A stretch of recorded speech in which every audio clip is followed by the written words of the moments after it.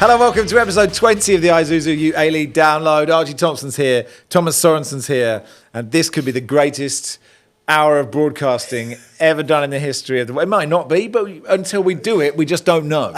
That's the thrill. We try our best. Yeah. We try our best. Are you feeling confident, Thomas? Yeah. But I think sometimes you just don't get recognised until we're not here anymore. So, I see. So maybe in like 40 years' time, people will start to appreciate what we've done in this hour. Yeah, that's a good point, isn't it? Wow, I'll be 85, and that's when I'll get the recognition. Yeah, well, I think I'll be cryogenically frozen, and someone will say, that head in a jar. Going, I love that stuff you did on the A-League YouTube channel. Anyway, right, lots to talk about. That brilliant game between Auckland and Adelaide. We should spend the whole show on that, really. The top six logjam continues. It's like Punt Road on a Monday morning. Said Australia to Melbourne gag. Apologies to the rest of Australia. Douglas Costa was brilliant, wasn't he, for Sydney FC? And let's talk about Noah Botic as well for Western United. Top of the goal scoring. What is that? Charts? Top goal scorer? Chart, whatever you want to call it. And the Young Socceroos, under 20s. They won the Asian Cup on penalties against Saudi Arabia. Brilliant save to win that. We will talk about that too. Let's start in Auckland, as we normally do on this show. Auckland 4, Adelaide 4. Game of the season. I can't remember what happened last week, so I can't remember the best game we've had so far, but this feels like it, Thomas. Yeah, no, it had everything. I think it was suited that they had the whole circus behind the goal and the Ferris wheel and everything else. It was just an amazing occasion. Are we happy with? I feel like it's good. It gets the kids in. I think it's great that they've captured the city and get the kids there. But the game, I think it had everything. I think it was, great start for Auckland. We've seen so many times, on the front foot at home, and Guillermo May, amazing first strike, and then the second goal. I think. Looking at the whole game, I think defensively both teams will be disappointed because, they let in some cheap goals and that long throw for the second goal. Yeah, the keeper could have maybe come for it, Ethan Cox, and then also the defenders didn't deal with it. But fair play to May, I think, like you would say, striker's goal, just sneaking in there and bundling over the line. But fair play to Adelaide, they came back and that was the game. It was just like a heavyweight boxing fight. Yeah. I can't remember who was on comms when May scored that opener. Said, "Is there anything the Uruguayan cannot do?" It's such an open question, isn't it? I don't mean who knows whether he can knock up a good carbonara. But what a hit it was! Well, we saw that goal against Western United. So he's done it before.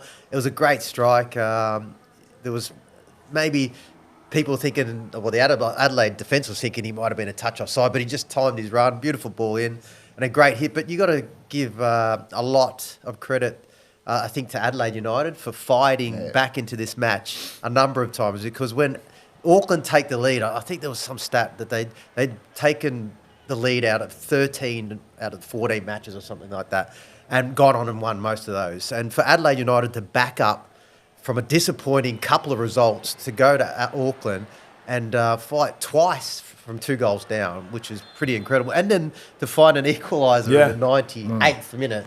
I think it was one of those rounds where there was goals in injury time in nearly every single match. So credit to Adelaide United, but Auckland again be probably a little disappointed to let that slip and not have a 10-point gap instead of 8.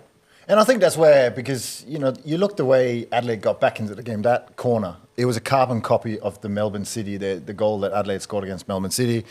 Archie Goodman making that run. He does a good dummy, so he's actually sort of spinning and then turning and running. But they should have seen it coming from a mile away. I don't know if it was Logan Rogerson at that front post, but yeah, it was just disappointing just to concede that for him. And then the 2 penalties, I think the first one definitely with the naked eye, you think, definitely not. But, with VAR and when you slow it down, he definitely catches it. Yeah, it's a foul. It's soft, but it is a foul. Yeah. It's soft, but, I don't think you can argue with it. The second one, he runs through 2 players. I think he does really well. It's Stephen Moore, isn't he? He does really well. Yeah, he doesn't. It's hard for the defenders because you know he's got momentum, and you just not timing your challenge right, and it just takes a little bit of a touch, and he goes down. So Adelaide, and you know we've got to talk about Zach Clough, because I think he provided the corner, and his corners are incredible, because you know he hits that exact same area all the time, and that's why they can make those set plays work. And then obviously he steps up to Cooley twice. Yes. Alex Paulson, I was quite his technique of actually standing with his back to the striker just before he takes it. Okay. I don't know if he's composing himself or if it's part of a tactic that he has. It didn't quite come off. But Zach Clough, fair play to him. Like he's been really, really good. You can see he's that instrumental player in the midfield. His quality of passing, I think, is exceptional. And Adelaide, I think overall, I think they deserved a point from it. And they're really building a nice little rivalry, these two teams. I remember... What should we call that rivalry?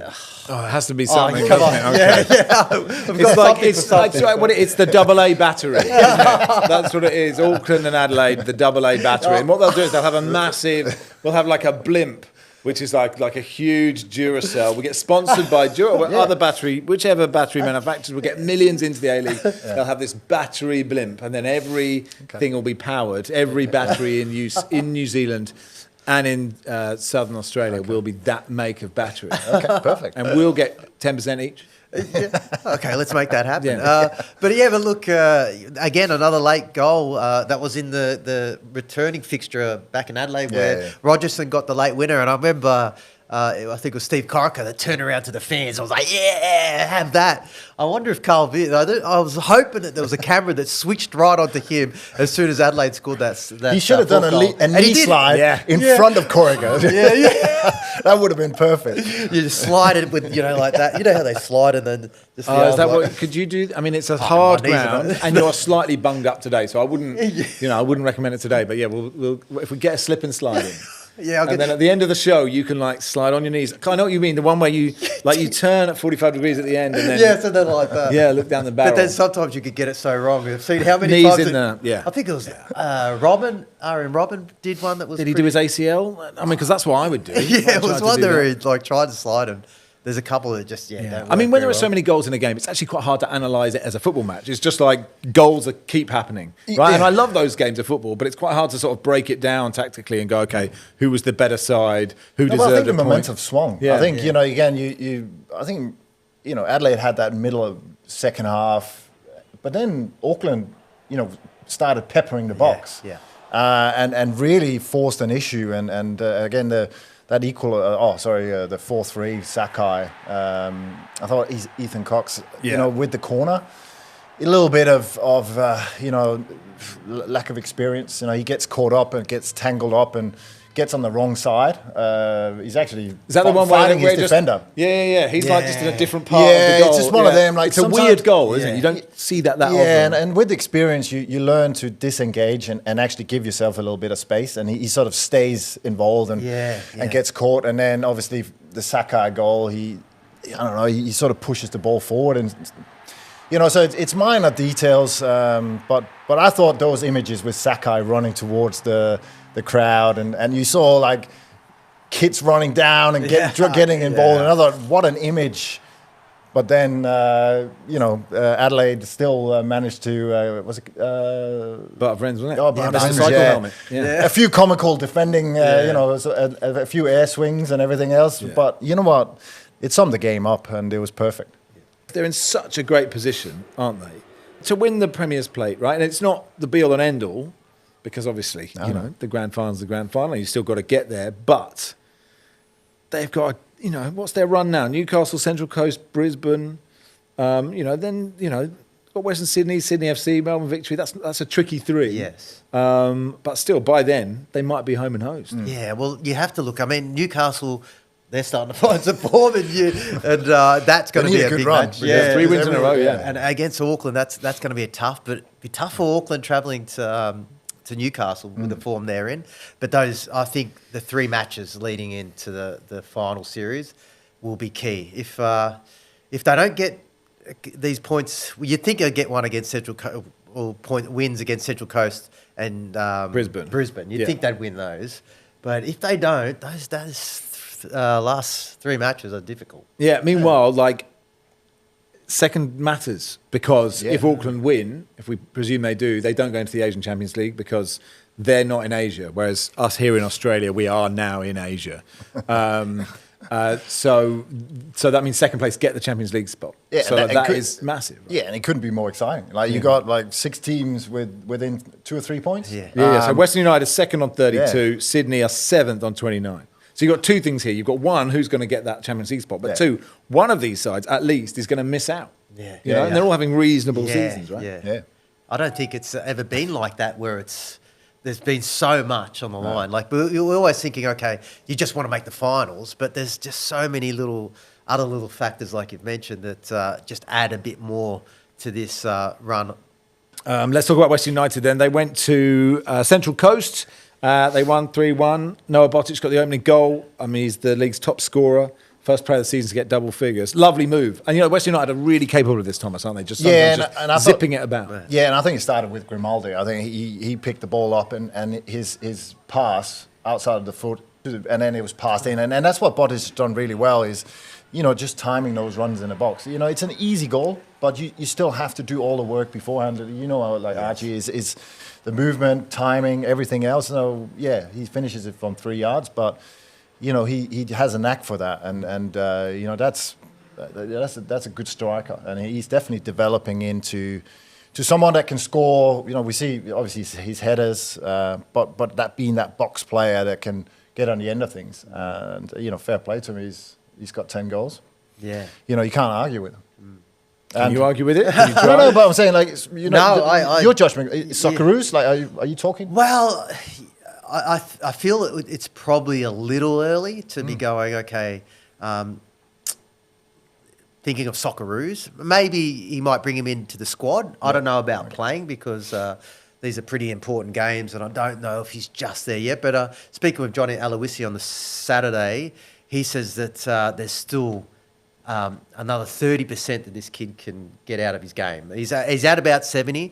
He's had a lot of injuries over the last few years and not played too much football. Now, this year has been a real good season of having consistent football. And I was actually saying, really, 30% more he's got? And he goes, yes, definitely. And someone of his calibre, I think Johnny Aloisi, has a good eye on strikers. So I think he's going to be very close around the Socceroos, maybe a little bit early. But, I mean, when you do talk about team football and goals being scored, it just seems like Western United are doing it every single week. Usually it's a bit of individual brilliance when you think of goals being scored over certain rounds, but their football is just brilliant. And Central Coast, I don't know, they've just got nothing up at attack. I think their central midfield doesn't give anything. There needs to be a real revamp in that. Defensively, how do you feel about them as well? Oh, and defensively too. I mean. So apart from up front midfield and defensively, you think Central Coast in a pretty good spot? I think for Ed Collin, I think, you know, the keeper has done well. But yeah, I definitely don't see them getting back. They've got 7 games left, and you know they need to win all 7, and you just can't see it happen to get any sort of chance of a final. So sadly, yes, I agree with you, Archie. You know, even the second goal, the victory goal, I think, you know, they just a silly mistake, lose the ball in a bad position, and then, you know, they just punished them. Yeah. Vickery, you know, good on him getting his first A-League goal. I think Roos set him up, and then Roos scores the final goal and doesn't want to celebrate against his old side. There was a good bit in that goal where was it Danzaki hit it? Is it Bailey Brantman? You know, it's on the line, basically knocks himself out, putting his head where it hurts. And he should have just let it in. And then it would be the same scoreline and he wouldn't have a headache. I was just thinking, you'd go to that effort and then they still go and score.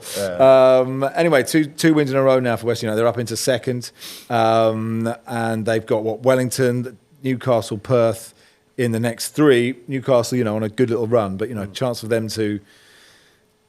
I don't know, cement second? Like of the challengers to Auckland, it's hard, isn't it? Because none of them show the consistency, right? Yeah. So, you know, you see Adelaide, you think, they look good, or you see Western United playing well, but sometimes they just And that's what separates Auckland, digging out results, right? Yeah, well, they are. Like, even when they're playing bad, they still find a result. But Western United, and I think we all go back to the start of the season and thinking that's a young squad, that's not going to do much. And they still they just keep finding something. And so it's hard for me to say, like, maybe they're a bit inexperienced to make finals, because they just keep surprising everyone. I think they're not a surprise anymore. I think they are real contenders to shake it up come the back end of the season. John Aloisi is really proving himself as a coach, yes, isn't he? Like, just getting the football that he's playing. And obviously, you want to see young players go overseas. You want to see young managers, right? Sort of, go in the footsteps of Ange, et cetera, et cetera. And he could do that, right? Because the fact that he's known, say, in the UK, could help him as well. I'm not trying to lose all the the quality from Australia, but you take my point. He's going to be ambitious, John Aloisi. He's done such a good job. Yeah, football, he's got them playing specifically. Yeah, and they've done a great bit of business there. They've picked players up. Ibusuki, obviously, from Adelaide. They've got Dansaki came up from Brisbane. And then developing the young players. Dylan Leonard, obviously, is probably the outstanding one. But then Wallity and Botic, to get him. I'm sure he has learned a lot from Aloisi. Just the experience and the comfort of knowing that your coach understands that position and can help you. And so you got to give him a lot of credit. And they're not the ones with the biggest budget. I've spoken to him in previous years where he's always, it's a tough job.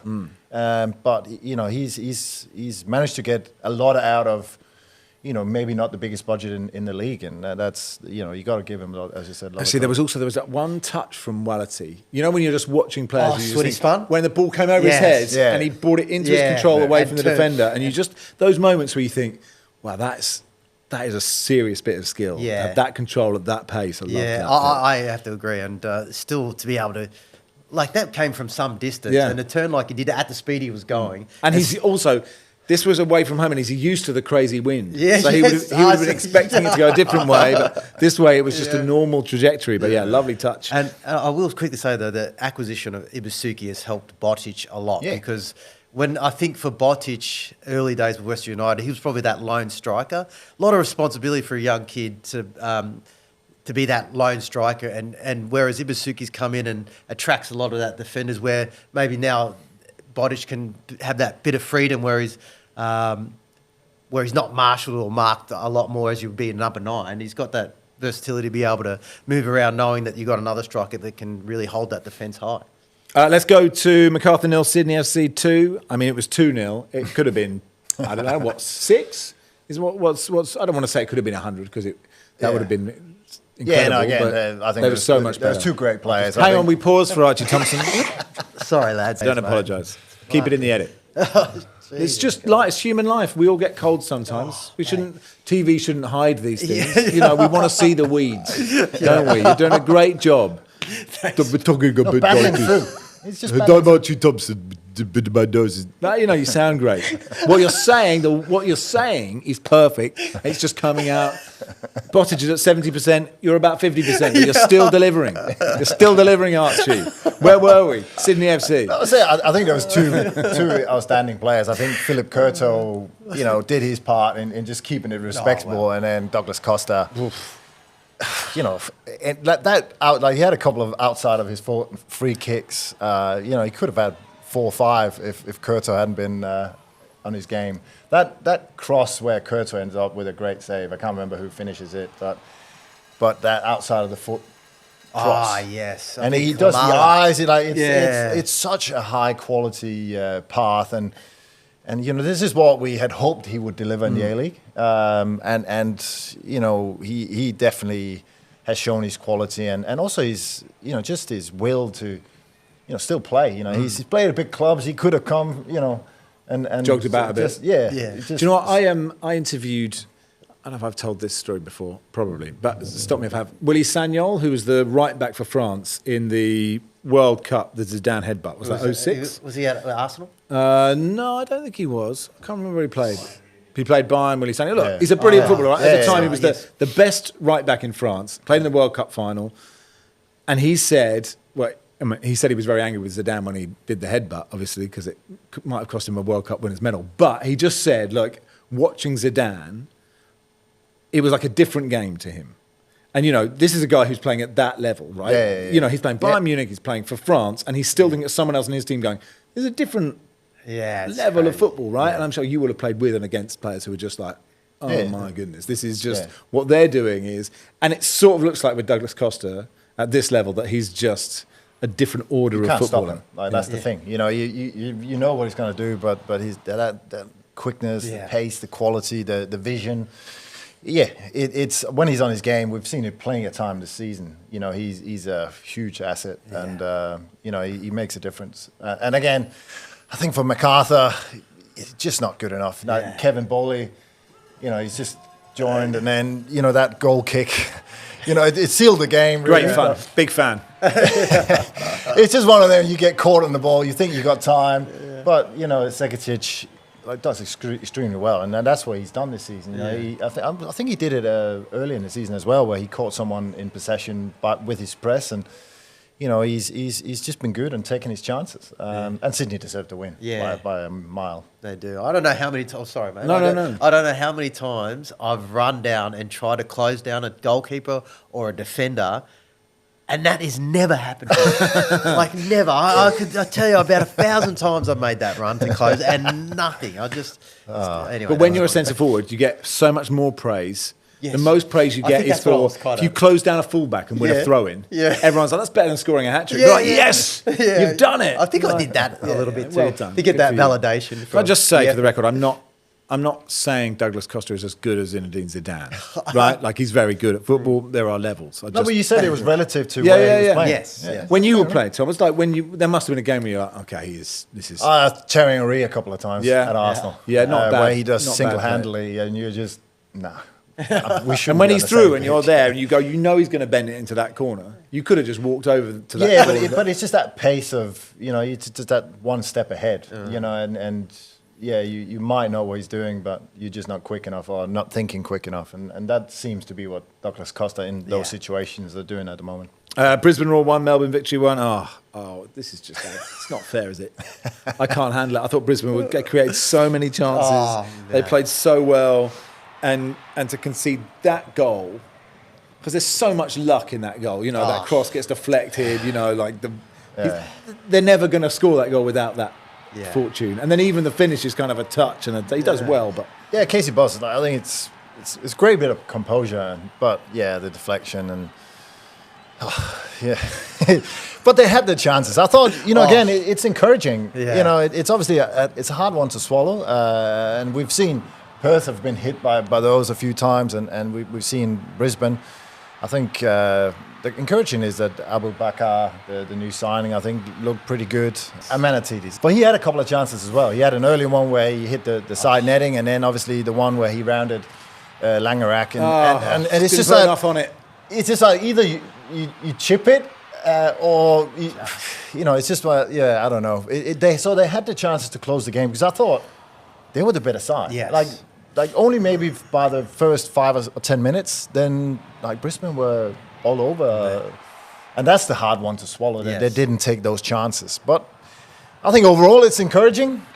But you know, you want to see the points on the board. You know, that's ultimately what you're being judged upon. Yeah, it's weird, isn't it, when you're like, Brisbane has 7 points, you know, but they're showing promise, and then you sort of think, well, is there any point this season? Like, what are you what are we doing here? They must be going, right, we're just taking stock. We've got to look at who's still around next year. But you know, there's so much churn in the A-League. It's kind of like, what are you? And you've got to give something to your fans, right? But what are you actually doing? What is the point? What is the point for them now? Yeah, well, I don't know. I think the rotation of the squad, there doesn't seem to be a settled 11.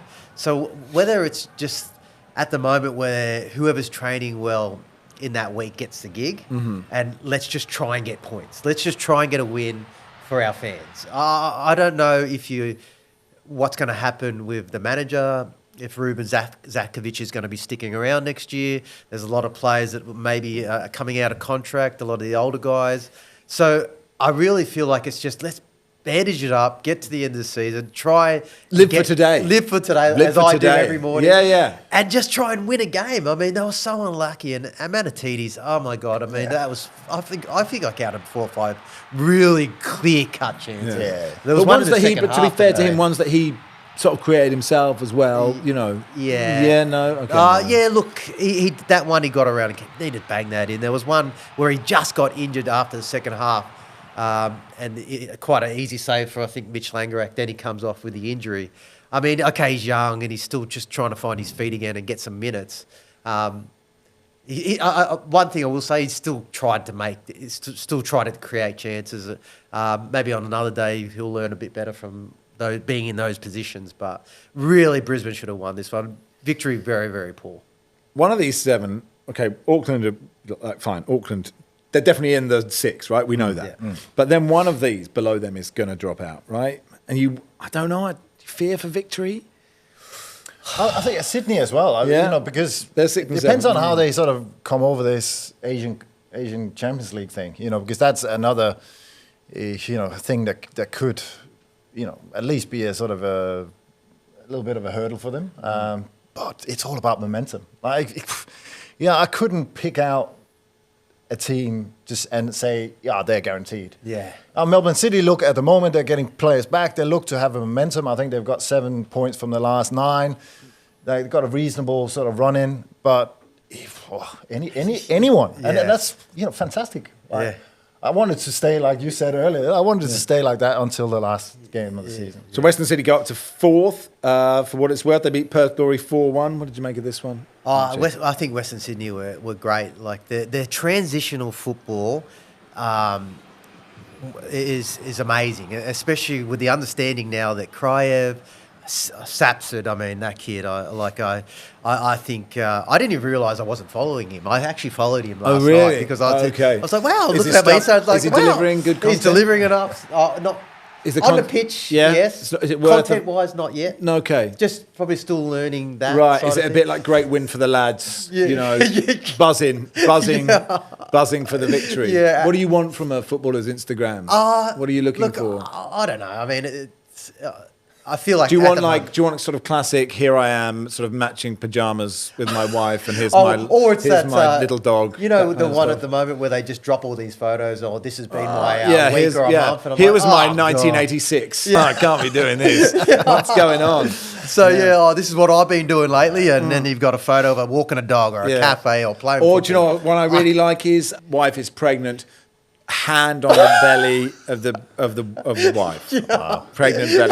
I don't think that's where Sapford is in his life. Not yet. Just my No. But just like when you get to that stage, look, you don't have to. You just say, "Look, I'm having a baby. That's great. You don't need to do those. We don't need arty shots." Or the 2 hands together with the ring in the ring. I can't do it. I think with Archie's social media presence, I think he can be an advisor for a few of the young lads. I just at the moment... social media manager. Don't come to me, but I just Archie. repost. I think so. At the moment, I'm a reposter and a collab dude. Like that's, okay, you're a collab dude. A collab dude. Like if you put me in, I'm like, okay, I'll review it. And then I accept. Right. And that's as far as my... Interesting. That's my Insta at the moment. It's not really... Yeah, I'm not dumping anything on anyone. Like, no.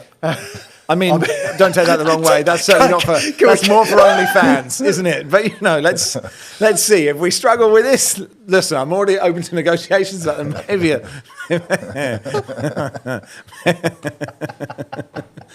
step too far. Aidan Hammond's goal was good, wasn't it? 2 goals, but the first one was a brilliant goal. He's been again fighting for minutes, and I think it was his first 90 minutes, and to get 2 goals, first one, brilliant. Second one, he obviously gets in a good position. And not as easy as he made it look. I thought that second one. No, but it's just being at the right place, and then also having that composure to because there was can't remember, there was definitely a Perth player on the line, and sometimes you can panic and you miss it. But I think Perth were good. They obviously get the first goal, tack it, and just got to be disappointed with that. Like Luke Amos giving that ball away, at a crucial time. I think just another one getting caught on the ball, thinks he's got more time than he is, and it's always that pivot position. Yes. you got to be so aware of your surroundings, and he just gets lulled into a little bit of false sense, and Priestman takes full advantage. You know, that was another, you know, same as Sekitic. Yeah. You know, but it is strange when you're goal. playing out that ball straight down the pitch. Yeah, but to a midfielder who's running towards you is a really risky sometimes pass. managers want that. No, I know. But it also, you know, it also shows the importance of that position, because if you want to play like that, you got to have such a spatial awareness, and I don't think he actually sort of looks around before he gets the ball. You've got to think there's someone right up you there. Right? Yeah, it's just so but unlikely. good players, you know, you see them, they look before the ball comes, and so they know, have I got time? Do I need to speed it up? And sometimes it's part of a pattern of a play that in there, and he lays it off, and but it's just when it goes wrong, it's horrible, and they got punished. Yeah. But Western Sydney are a very good team. I think with that intensity. Yeah, I like that. Yeah, and the last time that they've put 3 wins together was like 2018. It's funny how something just sort of sits in this mind of mine. But and like I said, the transitional football is great. The understanding that those front three have. But again, I'll go back to Sapson. Forget his Instagram stuff. But he's just. All-round football is just amazing. Like the way he scores his goals. I mean, he didn't score then, but if he's not scoring, he's setting him up. He sees great runs. He steps over the ball because he knows that someone's behind him. He's immediately spinning around to get that return. There was a ball that he played, and that was just before Hamid scored that tap in. That when he made the run out wide, that ball that he played across the Kraev, like for a number 9, that to be out there and playing in these wide positions, like he's a wide player as well. I think he's... and he had that shot that Oliver Sale saved. Yeah, but you know, he shot from distance that was heading top corner, and he made a good save. So, you know, again, he's... You can see the confidence. It's great to see young players, you know, just... You know, bursting with confidence and growing. And I think we see, you know, he's one of them, but we've talked about several just in this show. But he gets about too, doesn't he? He harasses, he hounds, he doesn't mind putting his foot in. He has got a really bright future. Wellington Phoenix 0, Melbourne City 1. But the goal from Tilio, they just give up possession so easily, Wellington. And it's two, like Smith and Rattray, it's two experienced players. And again, the layoff from Rattray is just like it's just too loose. And fair play to Melbourne City. Quick transition, and Tilio now he's got 2 goals in 2, and you can see that his confidence is coming back. He was obviously injured, you know, and you know, he's had a tough time in Europe, and now it's about rebuilding, and he's definitely trending in the right direction because he's got that quality. He's a great player, one-on-one. His footwork and creativity. So, you know, it's just a little bit of a sad time for Wellington because they're not really producing much. I think City, you know, Tilio had that header as well from across that, you know, could have finished it off, and they're just not really, other than the Patrick Beach. I mean, that's some save. It's a good save. Yes. It's a very good save, and that was probably the chance. But they're not. I think that transition that they had last year with Kraev and, you know, Ball was playing, and I think, you know, that left side is pretty young. Rojas been missing, so I think there's just too little. They get pinned back for large portions of every game, and it's just too far for Barbarouses always to go 60, 70 meters to create a chance. Yeah. One Knicks fan holding up a banner saying, you know, Italiano out. Such an effort to make a banner, isn't it? Maybe just a middle-aged. It's enormous. I don't know if he's like screen printed it, but like it's really the font is like he's typed it out. It's really good. It's like 1,000. You know, when you go size, Control All, Select All, size 1,000. Capitals, bold, Control B, bold. Italiano out, and like obviously this is just one dude with a banner. It doesn't mean the whole fan base want him out. And it's really interesting about expectations of fans, right? Because they did so well last year. And then you go, okay, this is how good we are. And maybe they overperformed last year because there was a lot of the time, you know, they didn't have the ball, from what I understand. You know, and they just dug out wins and they played on the counter. And that sometimes works and sometimes it doesn't, right? Yeah, and I think that's where this year they probably not found the same combination. You know, I think, some of the two Japanese, Ishige, I think has been good, but it just hasn't been the same dynamic. Yeah. Rufo's been out for a fair bit of the season. And I think, you look overall, those 3 derbies that they lost. You look up the road. That hurts. Don't have a bad season. And you never win over the fans by losing 3 derbies. Yeah. I think rightly so there's criticism. I don't think it's, that he should be sacked. Yeah. But I think you're right to ask questions. I think he has been second-guessed a few times or second-guessed himself, overthinking things. Yeah. But also, is the team good enough? I think that's probably also where they need to look and find something that suits their style, because it just hasn't happened this season. Let's talk about the Young Socceroos. Fantastic. Winning the Asian Youth final under 20s. They beat Saudi Arabia on penalties. That save, former Adelaide keeper, now Brighton, Stephen Hall.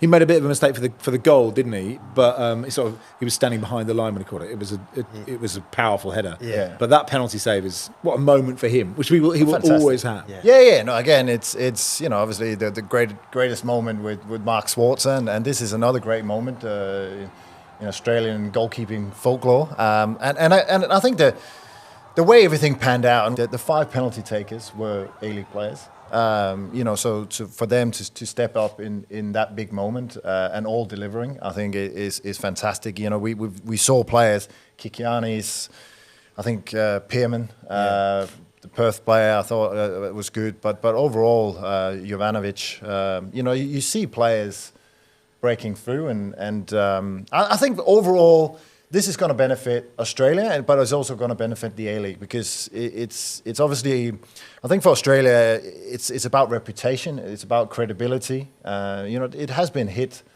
and it's been easy for European Australia. They were great maybe in the 90s, early 2000s with Dukan, but what have they produced since? Mm-hmm.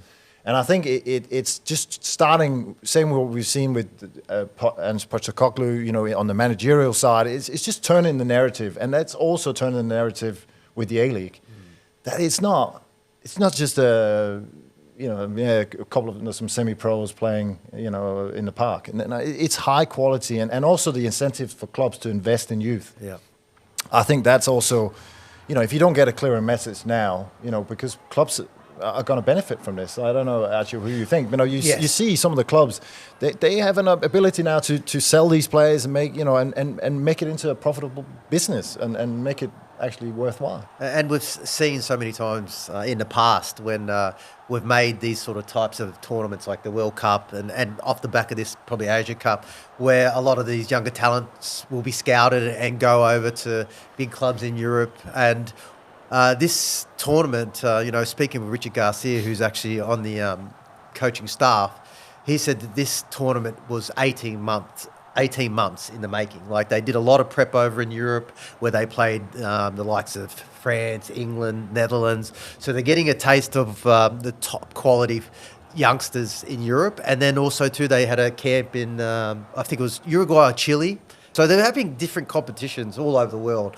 So alongside playing minutes in the A-League, where I talked about playing against men, but also too playing against great competition at your level, having an understanding of what you need to be at and what level is amazing. And experiencing a tournament, right? Because tournaments are very specific things that are different to normal football. Yeah. And also, it's about, it's not just the reputation around the world, it's the reputation in Australia, right? Yeah. It is not the biggest sport in Australia.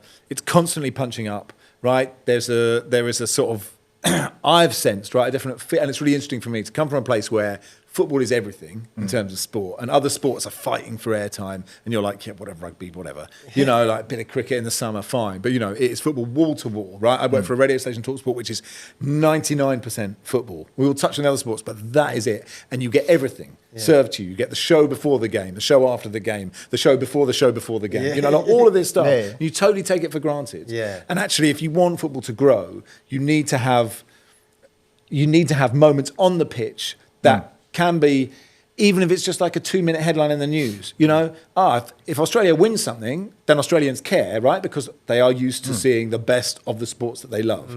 The best AFL is here because it's the only place it's played, right? But, you know, the best rugby pretty much is here, you give or take. The best cricket, most of the time, it's up there, right? So that is football's job, right? And that is really hard because when you play even in an Asia Cup, there are some really brilliant football teams in that. Yeah. So to win that at any level is just a great message. And it's a great message for youngsters to go, you know, we were talking about like the pool of, before we came on air, the pool of young, talented sports people, right? I think football is the biggest participation sport for kids in this country. Yeah. But obviously money talks. So if you're a brilliant athlete and you're 13, 14 and you've got a choice of sports, where are you going to go? Especially if your parents and your grandparents, whatever, have followed a different code. So for moments like this, you know, you can't force it, but like it should inspire.